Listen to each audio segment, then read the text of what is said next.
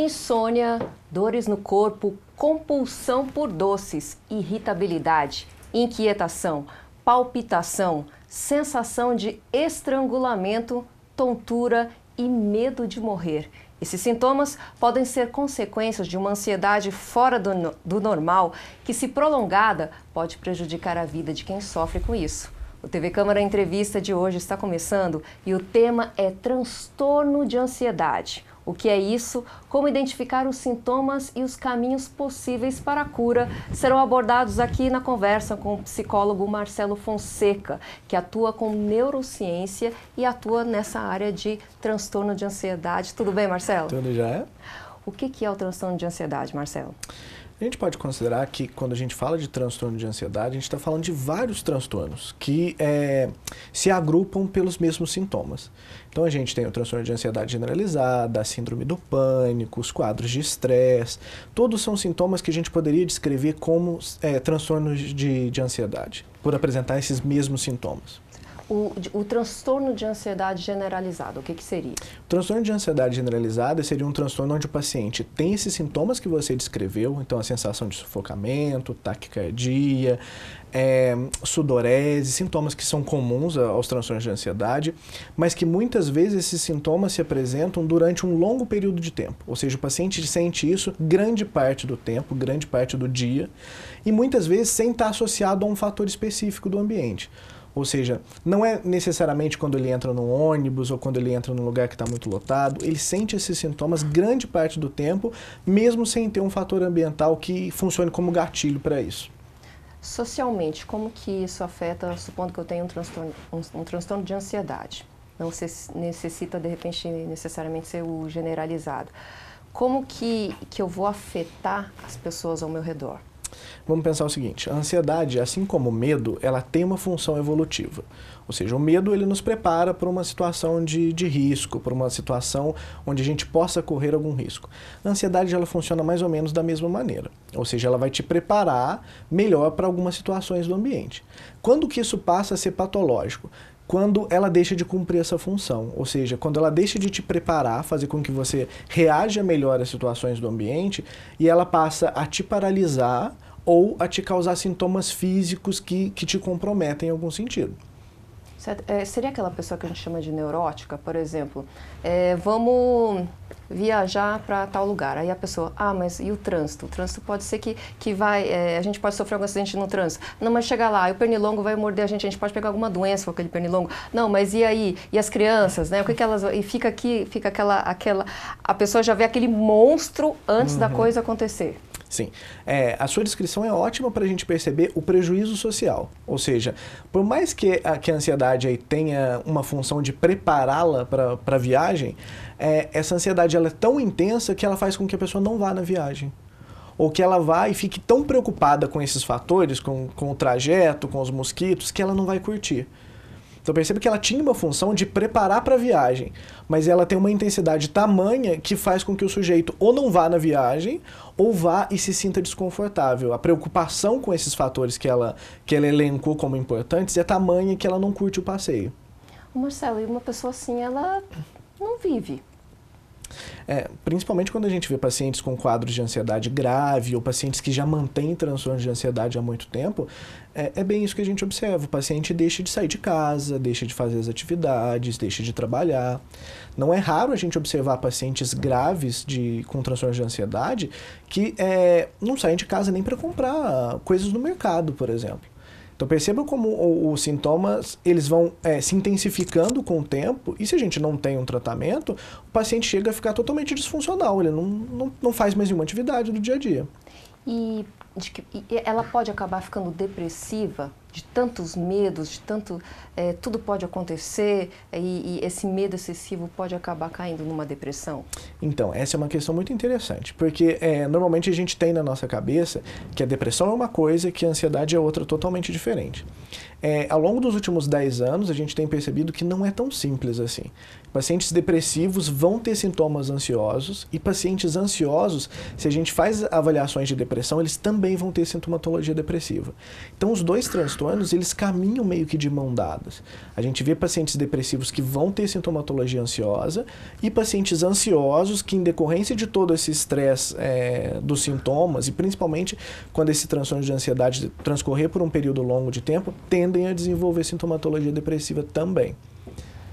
Marcelo, eu citei vários exemplos aqui, a pessoa que ataca a geladeira, come muito doce, a pessoa que tem gente que tem dificuldade de engolir, né, de ansiedade, gente que desde coisas pequenas que roem a unha, por exemplo, até pessoas que têm gastrite, esse tipo de coisa. Você poderia citar para a gente mais exemplos de transtorno de ansiedade? Vamos pensar o seguinte, vamos tentar definir os transtornos de ansiedade pela sintomatologia, tá? Porque os sintomas vão ser praticamente idênticos, salvo algum ou outro que vão ter uma diferenciação, mas os sintomas são mais ou menos os mesmos para todos os transtornos. Que vai ser a questão da boca seca, sudorese, sensação de desmaio, essa sensação de nó na garganta, taquicardia, tanto que muitos pacientes que recebem o diagnóstico de transtornos de ansiedade, recebem porque acham que estão infartando e vão para o pronto-socorro, e lá a gente vê que não tem nada de cardiológico e aí a gente já recebe o diagnóstico de um transtorno de ansiedade. Então a gente tem toda essa gama de sintomas, que é muito maior, mas esses são os sintomas que a gente encontra com mais facilidade. E aí dentro disso a gente vai ter transtornos que são específicos. Vamos pegar um que é super comum, a síndrome do pânico. Síndrome do pânico é um transtorno de ansiedade. Por que a gente define como um transtorno de ansiedade? Porque apresenta esses mesmos sintomas e a arquitetura da doença, ela se dá de uma maneira muito semelhante a outros transtornos, como a ansiedade generalizada. Qual a diferença da síndrome do pânico? Na síndrome do pânico a gente vai ter um sintoma que é muito importante e que não vai aparecer na maioria dos outros transtornos, que é a sensação de medo da morte. Quando você conversa com um paciente que teve uma crise de pânico, a primeira coisa que ele vai te descrever é: eu tinha certeza de que eu ia morrer. Eu sentia que eu estava morrendo. Isso é um sintoma que é muito comum nos pacientes com pânico e que vai diferenciar esse transtorno ansioso dos outros. Na síndrome do pânico também a gente tem as crises não tendo uma relação tão clara com o ambiente. Às vezes eu atendo alguns pacientes que falam assim: mas eu não acho que eu tenho síndrome do pânico porque eu nunca tive crise em ônibus, em lugar fechado. Não existe essa regra. Eu já tive pacientes que tiveram crise tomando banho, que acordaram no meio da noite e tiveram uma crise quando iam tomar água no meio da noite. Então, não existe essa relação com o ambiente, com algum fator específico do ambiente. O que acontece é o seguinte: o paciente teve a primeira crise de pânico num trajeto de ônibus. Ele passa a acreditar que o que fez com que ele tivesse a crise foi o ônibus lotado. E aí é uma crença. Ele para de andar de ônibus, ele para de sair de casa, porque ele acha que quando ele pegar o ônibus ele vai ter a crise. Mas não existe essa regra. Até porque depois ele pode ter uma crise dentro de casa, fora do ônibus. E isso, então, está ligado à ansiedade? Sim. É a base dos transtornos de ansiedade. São essas crises fisiológicas que vão estar associadas ou não a algum fator ambiental. A bipolaridade tem alguma ligação? Nenhuma ligação? Quando a gente fala de bipolaridade, a gente está falando de um transtorno de humor que muitas vezes pode ter sintomas de ansiedade. A gente não vai definir como um transtorno de ansiedade, mas o paciente bipolar ele tem momentos onde ele tem sintomas de ansiedade. E o transtorno de déficit de atenção, que hoje é super falado por aí, caiu até no lugar comum, no clichê, tem alguma coisa a ver com a ansiedade? O transtorno de déficit de atenção, a gente tem aí, vamos pegar no caso de crianças, a gente tem transtorno de déficit de atenção também em adultos, tá? Mas a gente tem aquele paciente que é só desatento e tem o paciente que é hiperativo. E você pode ter a combinação dos dois, que é desatento e hiperativo. Esse paciente que tem a característica de hiperatividade, muitas vezes o comportamento dele é muito semelhante de um paciente com transtorno de ansiedade.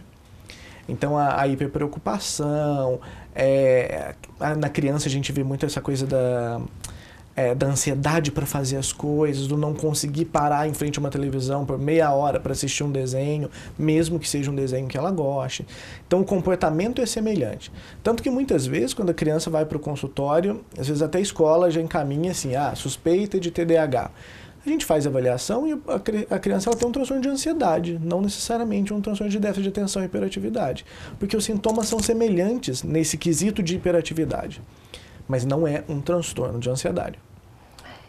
Você acha que, eu já ouvi essa teoria, de que hoje a facilidade que a nova geração tem de lidar com os smartphones, que tem resposta muito rápida, tudo tem resposta muito rápida através da internet e tal, que tudo isso facilitaria a ansiedade das crianças e facilitaria elas não saberem lidar com o não saberem lidar com as frustrações que a vida certamente vai causar.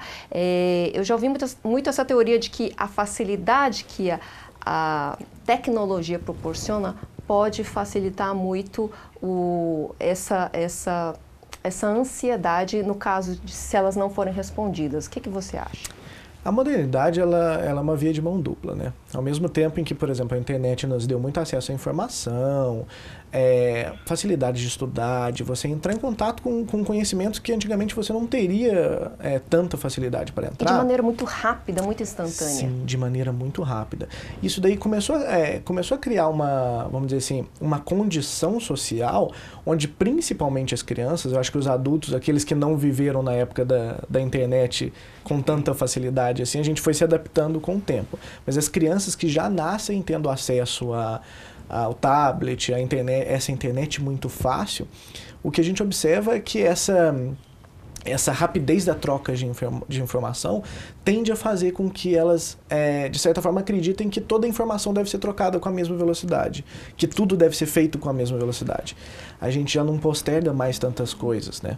Antes a gente ficava lá 10 minutos, meia hora para baixar um arquivo de MP3. Hoje em dia você baixa isso em questão de poucos minutos, segundos. Então a gente tinha que ligar o computador, deixar lá baixando e sair para fazer outra coisa, tomar um café. Hoje em dia não, é tudo muito rápido. E isso passa a ideia de que todas as relações são assim, né? Exato. E quando não se dão dessa maneira, a gente se frustra. A gente vai falar muito de uma coisa chamada baixa tolerância à frustração. Que seria tipo assim, quando alguma coisa não dá certo, algumas pessoas vão agir assim, beleza, existia essa probabilidade de não dar certo. Mas o que a gente nota muito nas crianças e nos adolescentes hoje em dia é que eles não fazem essa linha de raciocínio. Não deu certo, eu me desespero. E aí a gente vê o aumento de transtornos de ansiedade também associado a essas questões sociais, né? Tem uma coisa também que está muito associada à ansiedade, que é a busca por controle. Aquela ideia de que eu posso ter controle de tudo. Se eu faço tudo certinho, se eu saio de casa 2 horas antes para vir na entrevista. Então, assim, a probabilidade de eu chegar aqui na hora é muito grande. Então, eu crio uma ideia de que eu tenho controle sobre as coisas que é muito grande. Mas isso não funciona na prática. No mundo real, a gente não tem controle. A maioria das pessoas vai apresentar os sintomas mais intensos de ansiedade quando se deparar com isso que é inevitável, que é o imprevisível. Então eu saio antes, eu me arrumo, eu passo no posto de gasolina antes, mas meu carro pode quebrar no caminho. E aí, como que eu lido com isso? Como que eu lido com isso? Eu acho que o interessante é já partir do princípio que a gente não tem controle das coisas. Isso é uma das primeiras coisas que eu falo para o paciente em consultório. Olha, por mais que você acredite que você tem controle da sua vida, controle do seu trabalho, controle dos seus relacionamentos, isso é ilusório. Não existe esse controle. Ter essa consciência de que a gente não tem esse controle faz com que a gente lide melhor com o imprevisível.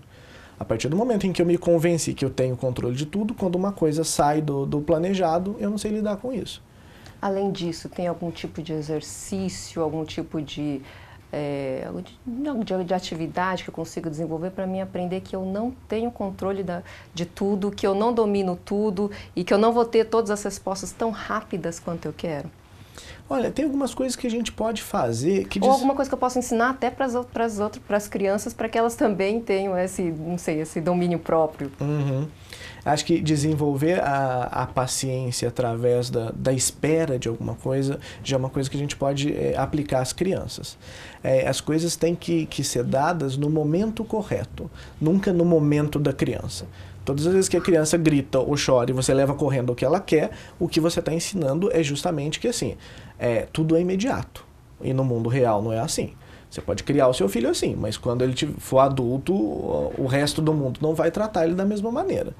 Tá? Depois que a gente já é adulto ou que a gente quer trabalhar de forma preventiva aos sintomas de ansiedade ou de certa forma já tentar corrigir um pouco desses sintomas, o que a gente deve imaginar é primeiro desmistificar essa coisa do controle, não tenho controle de nada ou de pouquíssimas coisas. E às vezes se forçar a entrar em situações onde você vai lidar com o imprevisível. Vamos pensar em formas legais de fazer isso. Você acordar num sábado de manhã e você ainda não planejou nada, onde você vai almoçar, o que você vai fazer. Sei lá, pegar o carro ou pega um ônibus, vai para Caraguá ou vem almoçar aqui em Jacareí, faz uma coisa diferente. Sem programação. Isso faz com que você passe a se acostumar com essa falta de controle. É o não programado. É fazer atividades que são legais, que são relaxantes, mas fora de uma programação. A gente condicionou muito a nossa vida a ter horário para tudo. Então, o horário que eu saio do trabalho, eu já vou fazer isso, é o tempo que eu levo do trabalho em casa, é o que eu vou fazer tal coisa. Mas isso engessa bastante essa nossa capacidade de agir com o imprevisível, com o inesperado. Então, a gente pode fazer isso de uma forma saudável. Tipo isso, final de semana, não se programe. Faça coisas assim, que deu na cabeça naquela hora. Algumas coisas vão sair do que você imaginou? Vão, mas a gente vai aprender a lidar com isso. A gente tem que aprender a lidar com isso. Fora isso, a gente tem a questão de meditação. Eu acho que assim, poxa, nossa, eu tenho uma vida muito corrida, então os meus horários são muito apertados. Eu não consigo trabalhar muito com essa coisa do inesperado. Então, se lembre de colocar dentro da sua rotina também um horário para você. Dentro da sua agenda tem que ter o horário do almoço, o horário do trabalho, o horário da escola, mas também o horário para você fazer uma coisa que você gosta. A maioria das pessoas não faz isso. Isso diariamente? Se possível, diariamente. A gente não está falando aí de horas. Não vou ficar horas na frente do computador, na frente da televisão. Tem muita gente que a gente tem que trabalhar com o mundo real também, né? Uhum. Então, às vezes, separar aí meia horinha para você fazer alguma coisa, para você ouvir uma música. Ou, eu gosto muito de café. Então, entre o trabalho e a escola, eu vou me dedicar pelo menos uma vez por dia, dar uma passadinha no café, tomar um café. Ou chegar em casa e fazer um café para mim. Então, é colocar as suas necessidades pessoais também dentro da sua rotina. A maioria das pessoas não faz isso. As pessoas vivem de trabalho e dormir de segunda a sexta-feira, e aí acha que no final de semana vai conseguir resgatar tudo aquilo que não viveu nos outros 5 dias. Mas a maioria das vezes não fazem também.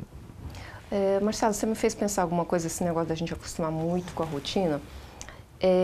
O transtorno de ansiedade pode, de alguma maneira, afetar pessoas idosas? Não sei, em relação a essas doenças senis que a gente vê, como Alzheimer, ou então que eu vejo muito em idosos é a dificuldade para dormir, tem alguma ligação com a ansiedade? Pode ter, no quesito sono. Tá? Quando a gente pensa em pessoas idosas, a gente tem vários fatores que podem interferir na questão de sono. A ansiedade é uma delas. Quando a gente pensa de faixa etária para a ansiedade, a faixa etária que é mais afetada é do adulto jovem. Tá? Então você pega aí de 16, 17 anos até os 20 e poucos, 30 anos. Essa é a faixa etária mais incidente.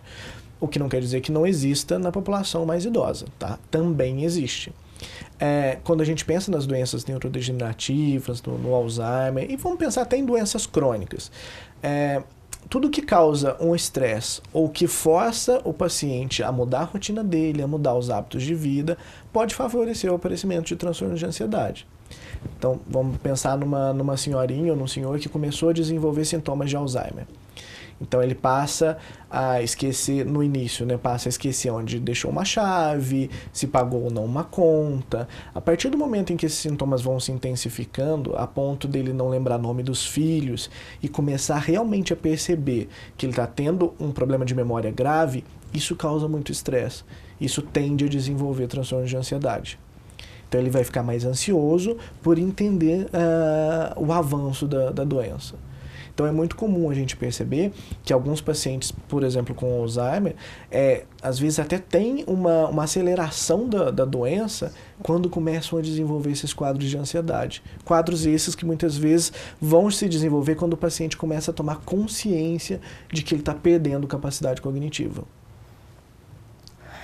Temos muito mais assunto para conversar por aqui. Estou conversando com o Marcelo, que é psicólogo, e ele está falando para a gente sobre o transtorno de ansiedade. Talvez você, espectador, esteja identificando sintomas em sua própria pessoa ou em algum conhecido. Saiba que existe tratamento e, em alguns casos, como disse o Marcelo aqui, o caminho para a cura pode estar bem perto e pode ser até mais simples do que a gente imagina. Nós vamos dar um rápido intervalo nesse assunto, mas voltamos em breve.